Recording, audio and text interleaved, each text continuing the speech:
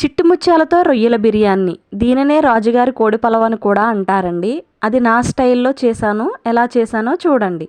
Hi, hello, నమస్తే, అందరు ఎలా ఉన్నారు? బాగున్నారా? Welcome back to my channel. ఈ బిర్యానీకి కావలసిన సరుకులన్నీ ముందుగానే సిద్ధం చేసి పెట్టుకున్నానండి. ముందుగా హోల్ గరం మసాలా, చిన్న వెల్లుల్లిపాయలని తొక్క ఒలిచి పెట్టుకున్నానండి. అలాగే కరివేపాకు, 4 పచ్చిమిర్చి, 4 ఎండుమిర్చి కూడా తెంపుకొని పెట్టుకున్నానండి. అలాగే రొయ్యలు కూడా తీసుకుని క్లీన్ చేసి పెట్టుకున్నానండి. చికెన్ కూడా కొద్దిగా తీసుకున్నాను. ముందుగా స్టవ్ వెలిగించి చిన్న బాండీ పెట్టి మసాలా సరుకులన్నింటినీ లైట్గా వేపానండి. ఆ వేపిన దాన్ని పొడి చేసి పక్కన పెట్టుకున్నాను.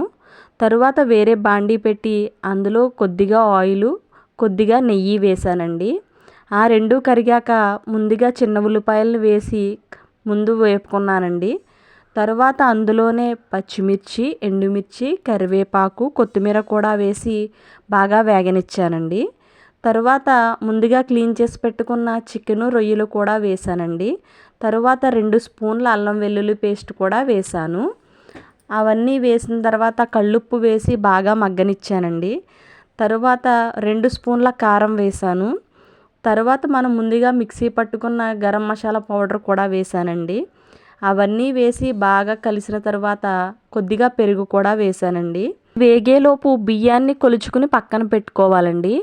తరువాత వేగిన తర్వాత ఆ బియ్యాన్ని ఇందులో వేసుకుని మసాలాలన్నీ బియ్యానికి పట్టేదాకా కలుపుకోవాలండి. తరువాత 1 గ్లాసు బియ్యానికి 2 గ్లాసుల వాటర్ చొప్పున తీసుకోవాలండి. వాటర్ వేసి ముందు 10 మినిట్స్ హై ఫ్లేమ్లో ఉడకనివ్వాలండి బిర్యానీని. తరువాత లో ఫ్లేమ్లో పెట్టుకుని బిర్యానీని ఉడకనివ్వాలండి. టేస్ట్ అయితే చాలా బాగుంటుందండి. చిట్టుముత్యాల బిర్యానీ రెడీ అయిపోయింది. మీకు ఎలా అనిపించిందో కామెంట్ చేయండి. వీడియో నచ్చితే సబ్స్క్రైబ్. Thanks for watching.